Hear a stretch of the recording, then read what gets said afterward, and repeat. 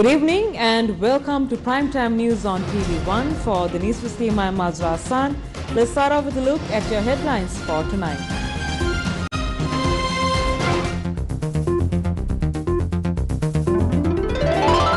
Opposition questions basis behind the banning of palm oil. Bakery owners call for the ban to be reversed. Now for Maulavi, the mastermind of the April 21st attacks. No trace of Sarah's whereabouts. Committee of Ministers which probed the April 21st attacks report revealed. Indian national in remand for vandalizing Buddha statues dies in mysterious fashion. Controversy surrounding the Miss Sri Lanka title resolved.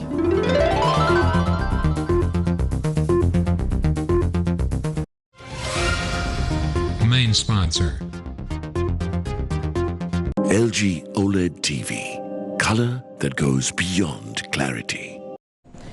On to your lead story now. A tense situation arose at the premises of the Sri Lanka Standards Institute today. The situation ensued after the SLSI refused to divulge details of the products containing harmful substances.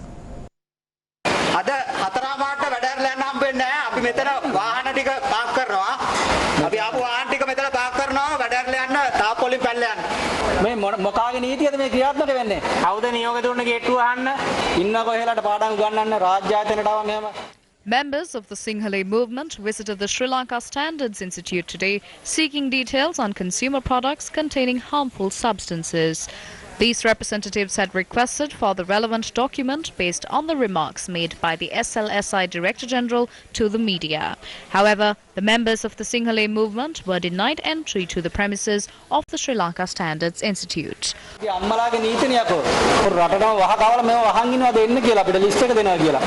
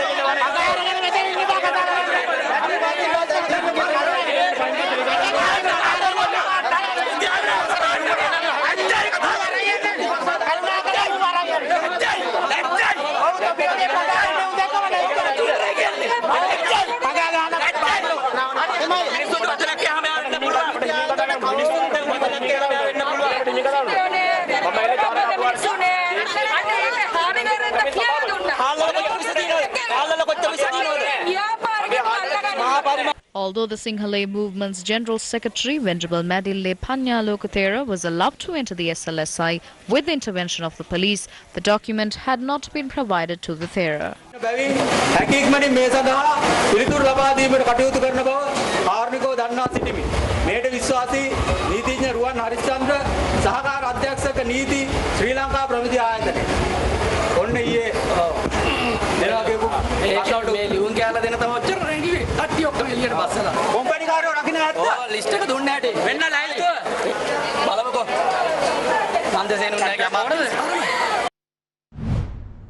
The Sinhala Rave organisation submitted a complaint to the Bribery Commission today against the employees and Director General of the Sri Lanka Standards Institute.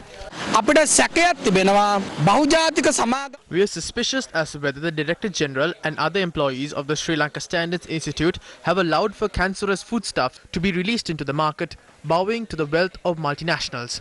That is why we lodged a complaint with the Bribery Commission to inquire into the earnings of the staff at the SLSI, including its Director General.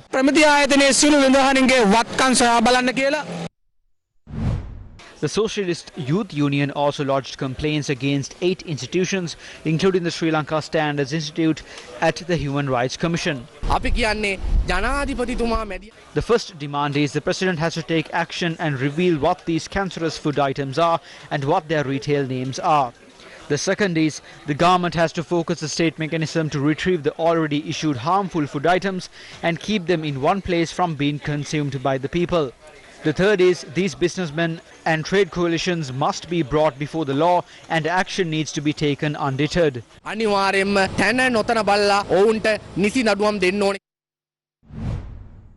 Diverse views were exchanged in Parliament on whether stocks of carcinogenic oil had been released to the market. How were stocks that must have been under the purview of Sri Lanka Customs released from warehouses?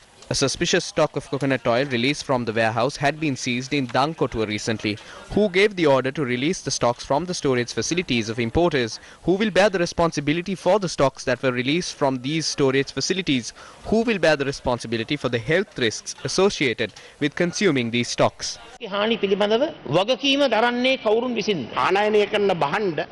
Imported goods are released to the storage facilities of importers. That is because the Customs Department does not have a warehouse to store oil. Samples were obtained and sent to the Health Ministry and the Sri Lanka Standards Institute. Ali Brothers had imported consignments with each container weighing 403.3 metric tons, 507.3 metric tons, 500 tons and 103.1 metric tons. Edrisinghe Company had imported consignments weighing 230 metric tons, while Katana Refineries had imported consignments weighing 105 metric tons. The Sri Lanka Standards Institute had tested these samples and submitted a report to the Customs Department, instructing that the stocks be re-exported as they contain carcinogenic substances. Therefore, the Sri Lanka Standards Institute has fulfilled their responsibilities. The Customs Department is conducting a separate investigation as well. Questions were raised on who should be held responsible for the health risks faced by the people as a result of consuming these stocks and whether the government will take steps to remove these stocks from the market. They are spreading a conception that the stocks are harmful because we increased the tax on palm oil and decreased the tax on coconut oil. Therefore, do not act on behalf of palm oil. I request you to stand with hundreds of thousands of people attached to the coconut oil industry. Do not attack local businesses by standing in support of multinational businesses. If they have done something wrong, we can punish them, but stand on behalf of supporting local companies and strengthening the national economy. He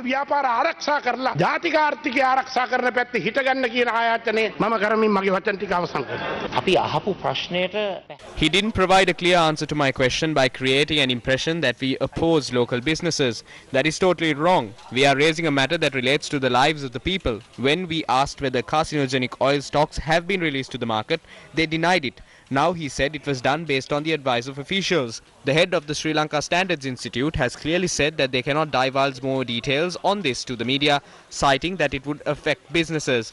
We wish to question whether the lives of the people have been made the scapegoats to various wealthy companies. What sort of mockery is this? I wish to ask him what sort of action would be taken against those responsible for releasing carcinogenic stocks of oil to the market. මොකද්ද මේ විහිළුව මම එතුමගෙන් අහන්න කැමතියි පිළිකා කාරක විස පොල් තෙල් සහ ආදේශක මේ රටේ වෙළඳ පොළට නිකුත් කරපු අයට මොකද්ද ගන්න පියවර මට පොල් තෙල් නිකුත් කරන්නවත් I don't have the powers to issue orders to release stocks of coconut oil or to transfer them between storage facilities. According to the customs ordinance, it is the customs department that has the powers to act upon these matters. How were 13 containers of carcinogenic oil released to storage facilities of importers? The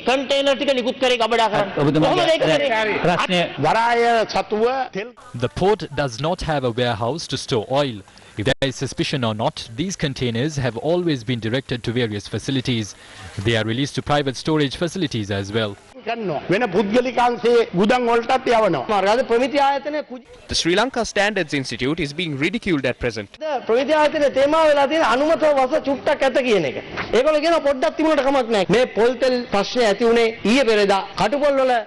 SLSI has said that there are limited levels of harmful substances. The problems concerning coconut oil arose recently. They increased the tax on palm oil and reduced the tax on coconut oil. However, the government did not set out regulatory standards. Therefore, a fully fledged investigation must be carried out into coconut oil. In addition to the existing laboratories, they must set up laboratories for the Consumer Affairs Authority as well. Otherwise, the current and future generations of the country will be at risk. උපන් නූපන් සියලු දෙනාගේ අනාගතය ඒ වගේම ජීවිත අනුතුරේ කියලා මම ප්‍රකාශ කරනවා. Against a backdrop where the discourse on carcinogenic coconut oil continues to broaden, did a selected number of entities benefit from the ban on palm oil imposed yesterday? Importation of palm oil was suddenly halted. Now this is the perfect time to find out who possesses stocks of palm oil. If there are any people with stocks of palm oil, and if the restrictions came into effect midnight last night, how much of a profit can those people obtain? Did they bear prior information regarding this sudden decision? ඔවුන් කලින් දැනගෙන හිටියද ජනාධිපතිවරයා palm oil ගේන එක නවත්තනවා කියලා හදිස්සියම. ඒ වගේම අපි දන්නවා 2020 6 gazettes were issued concerning the importation of coconut oil last year. It was reduced one time and hiked the next. That was done to grant undue profits for businessmen. When the stock is in the harbour, the price is reduced through a gazette. When the stock is unloaded, the price is increased again. That is what happened. This was done for the leader of the monopoly, Pyramid Vilma, to profit off it. Even now it is profiting. According to the information we have, they have stocked 8,000 metric tons of coconut oil at present. The ban on palm oil has caused coconut oil to skyrocket from 480 rupees per litre to 580 to 600 rupees per litre. Try to multiply 8,000 metric tons from 50,000 or so. Profit from 1 ton alone is around 100,000 rupees. Looters are managing the market due to the lack of a clear policy by the government. Journalists raised questions on this matter during today's cabinet media briefing. ජනාධිපතිතුමා ඊයේ තීරණයක් අරගෙන farm oil ආනයනය කිරීම නැවැත්තුවා. తాවකාලිකව තහනම් කරා. මේ අවුරුදු කටේ මිනිසුන්ට කහවලට වෙච්ච සිදුවීමම පොල් තෙල් වලට තේද්ද මේ රුපියල් 300ට 400ට තියෙන පොල් තෙල් බෝතලයක් දැන් රුපියල් 18 වගේ යයි කියලා මිනිසුන්ට බයක් තියෙනවා. මේ ගැසට් පත්‍රිකාව සම්බන්ධව අපෙත් විවිධ මත තියෙනවා. බොහෝ දුරට යම් වෙනස්කම් වෙන්නට පුළුවන්. Meanwhile, the All Ceylon Bakery Owners Association has said that the production cost of bakery products will rise due to the ban on palm oil imports. Palm oil is a basic ingredient for margarine that is required by the baking industry in the country. That is not a secret. At least 25% of the country's oil requirement is not met by local production. Coconut oil is imported from overseas. 500 metric tons are consumed in Sri Lanka daily. If a large quantity is banned, we have a problem with covering up that loss. This would eventually prompt a shortage in products. Therefore, we are requested to reverse this decision. We cannot consume coconut oil. Palm oil has also been suspended. Bakery owners will have to shut down their stores. The cost of bakery products will increase to a greater extent as a result of banning palm oil. The cost of bread should be hiked by 10 rupees. The price of a kilo of cake will go up by 100 rupees.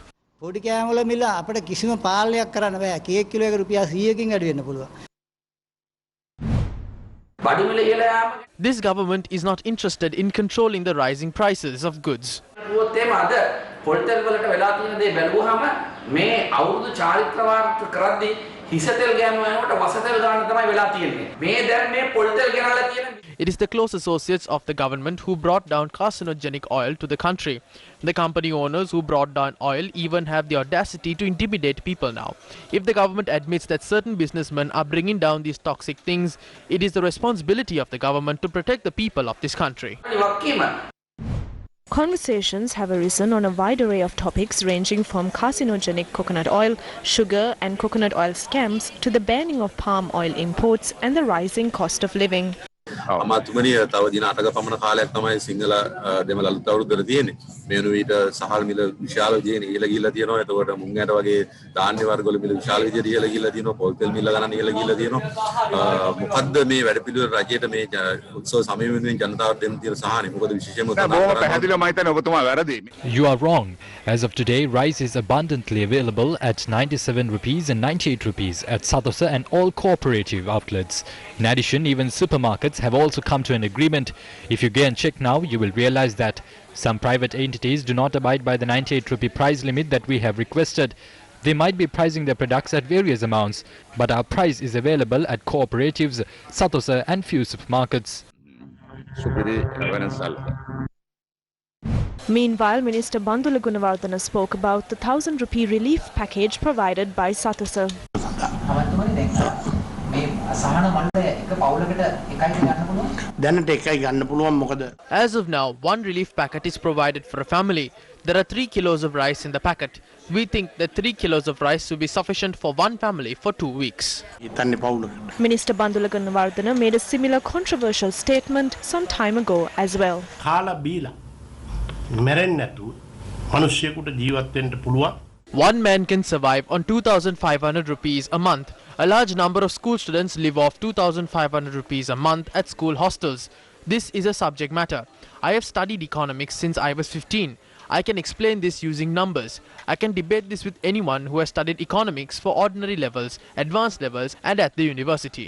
විෂයක් ලෙස කරපු ඕනෑම විද්වතෙක් එක්ක මට පුළුවන් සංවාදයකට එන්න. මේ බඩුමල්ලේ තිබෙනවා කාටවත් නොපෙනෙන. The scam associated with the relief pack is worse than that of the sugar scam. The face mask can be purchased at 10 rupees in the market. If we are purchasing a bulk of 10,000 units, then it can be purchased at 7 rupees. Therefore, how do they include a 14 rupee mask to the 1,000 rupee relief pack? The relief pack given by Satasa consists packets of tea powder. There is no tea powder in Sri Lanka. There are only tea leaves in Sri Lanka. They have added dye to dust tea in tea factories and included it in this. Although they say that there are 3 varieties of rice, there are only 2 varieties. We wish to tell the minister that the relief pack can be used to consume meals at a funeral and not during the Sinhalese and Tamil New Year. I wish to state this with responsibility.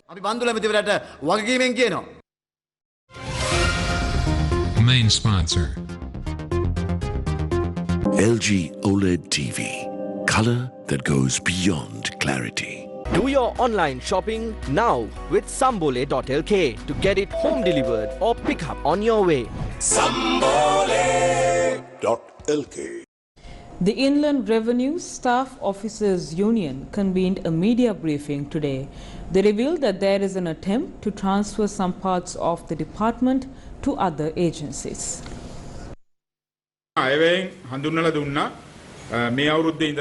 Through the budget, they introduced the Special Commodities and Services Tax as an amendment to the Finance Act. Initially, they said that this tax will be imposed especially on fields such as telecommunication services, cigarettes, alcohol, vehicles and casinos.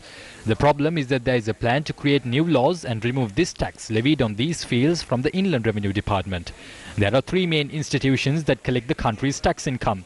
They are the Inland Revenue Department, the Customs Department and the Excise Department.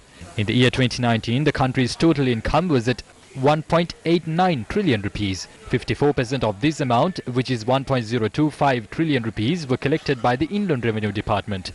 The question is what the government is planning to do by removing the Special Commodities and Services Tax from the Inland Revenue Department and assigning it to a special unit of the Treasury. If the government is pointing out that the Inland Revenue Department is incapable of handling this, is the Treasury capable of handling this better?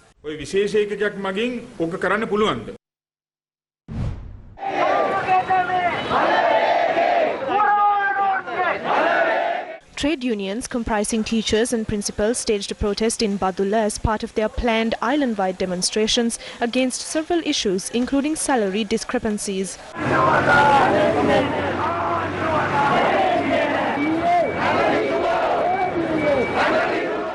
Teachers and principals in the Uva province who had called in sick were among those involved in the protest.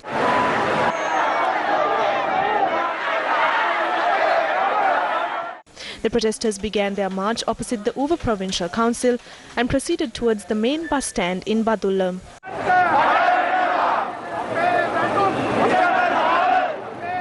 Traffic congestion was reported across all roads in Badulla town due to the protest.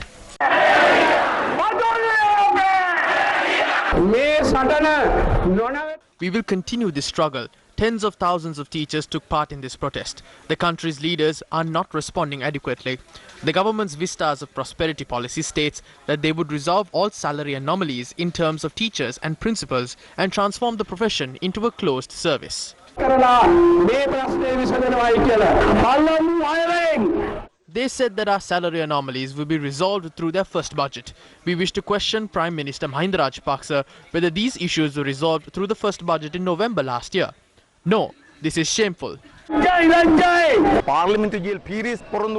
Speaking in Parliament, GL Pires pledged that this would be resolved, but they have failed to resolve it. They are making several decisions that would cause a breakdown in the education system. They are destroying the system by awarding unlawful appointments. Academic activities at several state schools in the Badula district were hampered due to the protest.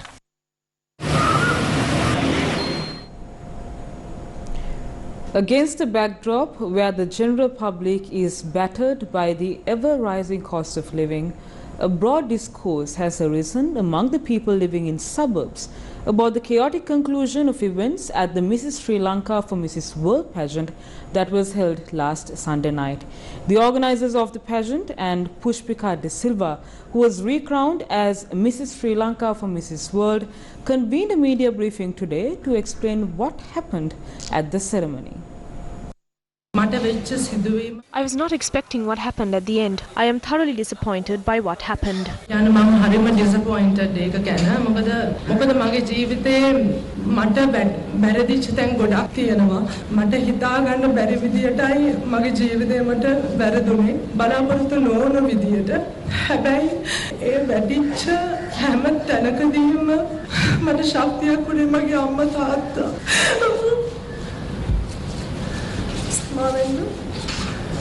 ඒ වගේම මගේ අක්කා ඒ වගේම කියන්න ඕනේ මේ crown එක අරගන්න මට ලොකුම බලාපොරොත්තු උනේ මම වගේ දරුවෙක් එක්ක තනි වුණ සිංගල් මම් ඒ වගේ ගැහණු අද ලංකාවේ ගොඩක් දුක් විඳිනවා ඒගොල්ලන්ට මේ කිරුල මගේ නෙමෙයි අත්තටම ඒගොල්ලන්ගේ මේ කිරුල තනි වුණ අම්මාවරුන්ට I am not divorced. I am still married. However, even a divorced woman should be eligible to contest this pageant. I will change the history of this pageant.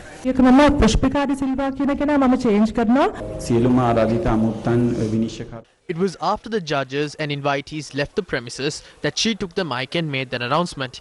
Even we were clueless as to what was happening, but we have rectified that mistake.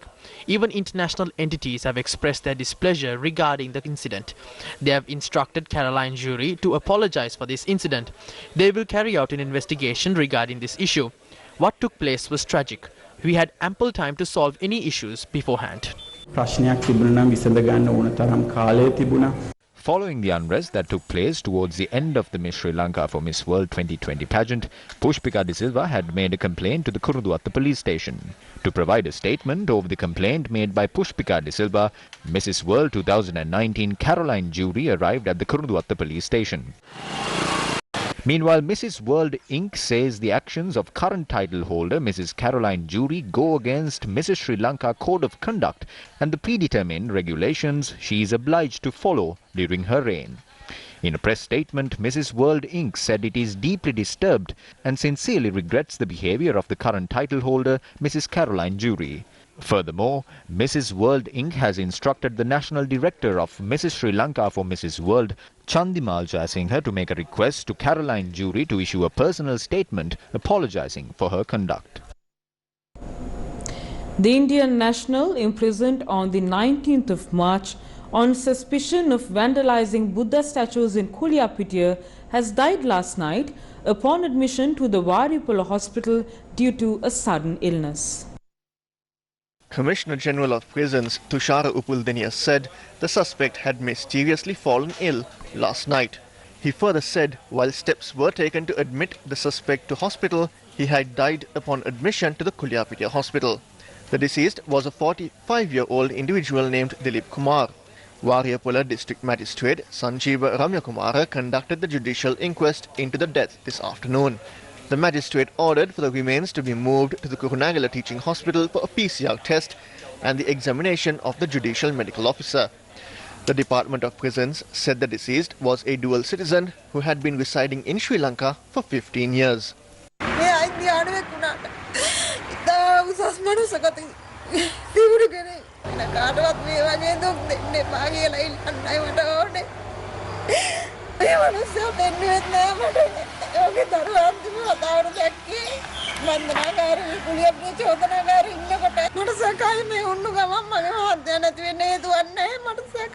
An Indian national arrested on suspicion for vandalizing Buddha statues in Kuliapitiya.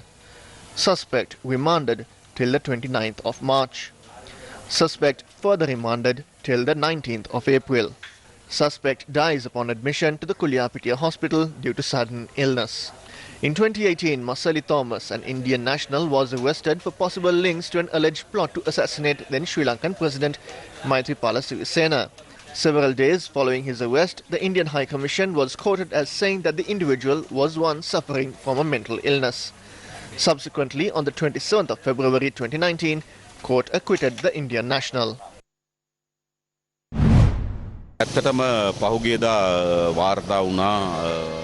Recently, it was reported that an Indian national had been arrested for vandalizing a Buddha statue in Kuliapitia. Now it has been reported that he has died. As a result of the suspect's death, there is a possibility that many matters can be swept under the carpet.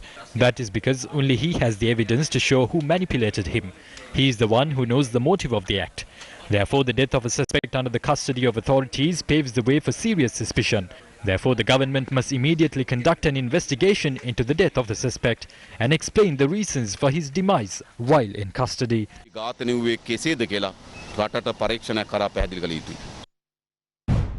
Recent reports have shown that Pulastani Rajendran alias Sara, believed to be linked to the terrorists of the 2019 April 21st attacks, had fled to India following the bombings. Journalists raised questions on this matter during a media briefing convened by the committee that was appointed to study the report of the Presidential Commission probing the April 21st attacks. We have already identified the mastermind behind the bombings. He is a person known as Newsfirst Maulavi. Zahran became involved in this since 2015, but Newsfirst Maulavi maintained ties with Baghdadi since 2014 and brought the IS ideology to Sri Lanka. He has been remanded. මේ අබුහින් සහ සාරා ජෙස්මින් සම්බන්ධයෙන් මේ වෙද්දී තිබෙන විමර්ශනවල නවතම තත්ත්වය මොකක්ද? We cannot confirm whether Sarah has died or not. The DNA tests have not confirmed this. පළවෙනි DNA පරීක්ෂණයේදී සාරා ජෙස්මින් මැරුන් නැහැ කියන එක සනාථ වෙලා තියෙනවා. The first test did not match with the DNA of Sarah's mother. Therefore, we will exhume the bodies again. We have to check several other matters after that. That wasn't done. Therefore, we cannot confirm whether Sarah has died or not. Abu බකර් කියලා police නිලධාරියෙක් සාරාට පැනලා යන්න උදව් කරා. සාරාව ඇසින් දැකපු Anthony කියලා පුද්ගලයෙක් හිටියා. එතකොට මේ සම්බන්ධයෙන් මොනවාද දැන් මේ වෙද්දී වෙලා තියෙන විමර්ශන? අබු බකර් සම්බන්ධයෙන්. We have conducted investigations, but we haven't uncovered evidence to substantiate those claims. If Sarah has not died, we will take steps to issue an Interpol red notice. We have brought back about 50 individuals who were arrested in such a manner. Sirisena මහත්මයා ඡන්දේ ඉල්ලන්නේ රිදි ඇඳගෙනද කියලා උන්වහන්සේ අතුරුතුන් කාදින් මැතිතුමා අහලා තිබ්බා. හැබැයි මට ප්‍රශ්නයක් එනවා ඔබතුමාලත් එක්ක එකතු වෙලා ඔය 20 මැතිවරණයේදී ඔහු තරම් කරනවා. හැබැයි උන්වහන්සේ කිසිම සද්දයක් මට ඇහුන්නේ නැහැ මේ එහෙම එනවා කියලා. හැබැයි දැන් එන්නේ කොහොමද ඒක? රිදි ඇඳත් නැතත් වැරදිකරුවා නම් ඒකට දඬුවම් ලැබේ. Journalists questioned former President Maithripala Sirisena again today regarding the statement made by His Eminence Malcolm Cardinal Ranjit.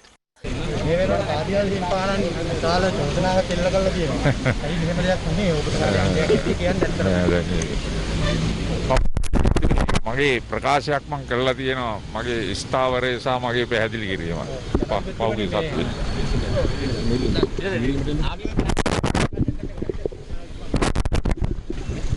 ඒක ඉතින් අපි හැමදේම බෞද්ධ විදියට හිතන්න ඕනේ. ඇයි වෙනම ආදාවින්නේ විදියට? වෙනවා නෑ මේ മന്ത്രിවරු ඔක්කොම ඉන්නවා අපේ. The former president expressed these views during a memorial held on behalf of late Minister Jayraj Fernandopulle, while paying his respects to a monument constructed in his name in Rariveria. Late Minister Fernandopulle died following a bomb blast on a day like today 13 years ago. We will be back after this short commercial break. Stay tuned. Advisory Committee on Indo-Sri Lanka, named by Milinda Morogoda, who has been nominated as the Sri Lankan High Commissioner to India, was held at the Charikarame affiliated to the Ministry of Buddha Sasana yesterday. The meeting was headed by the Anunayaka of the Malwatu chapter of the Siam sect, Venerable Dr. Niyangoda Vitithisiri Thera. It has been decided at the meeting to take relevant steps to revitalize religious and cultural ties between the two nations. Attention has also been drawn towards coordinating with the places of lodging of Sri Lankan monks in India and to provide facilities for Buddhist pilgrims.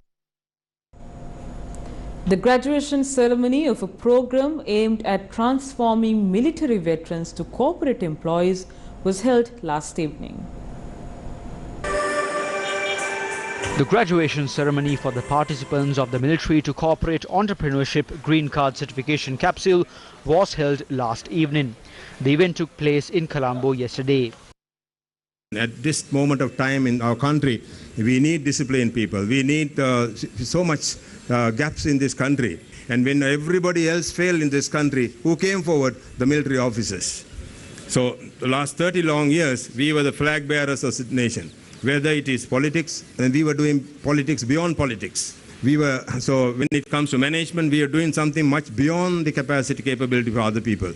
Recently, I had a small injury and I was using only one leg to move here and there. I felt how difficult to be in one leg. One can try out that. We have many of them with us. Today, I'm also a victim of so-called the Human Rights Commission. I may be the highest. I'm the only person, not only for me, even for my children and my family. Today, my rehabilitation directorate and the hospital in Anuradhapura took 32 LTT carders who had lost their limbs. Another 32 measurements will be taken tomorrow, including one female who had fought against Sri Lanka Army, Navy or Air Force, who had lost their legs. And today we took measurements. They are planning to give them their legs, who fought against us. The Sri Lankan rupee slid to a new historic low against the US dollar today. The selling rate of the US dollar rose to 202.7 rupees today. The central bank figures indicate that the selling rate of the US dollar has hovered in excess of 200 rupees since the 16th of March. This is the third time in history in which the selling rate of the US dollar crossed 202 rupees.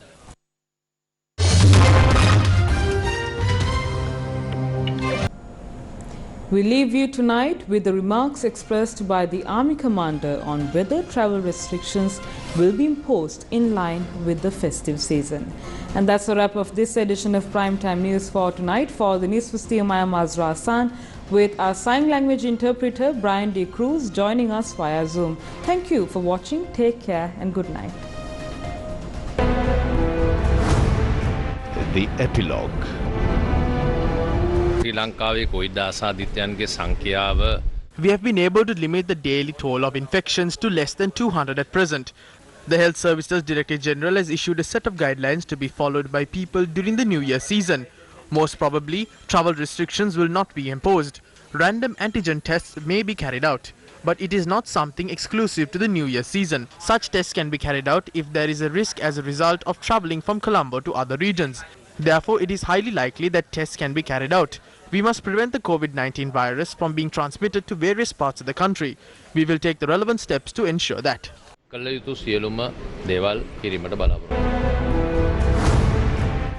epilogue.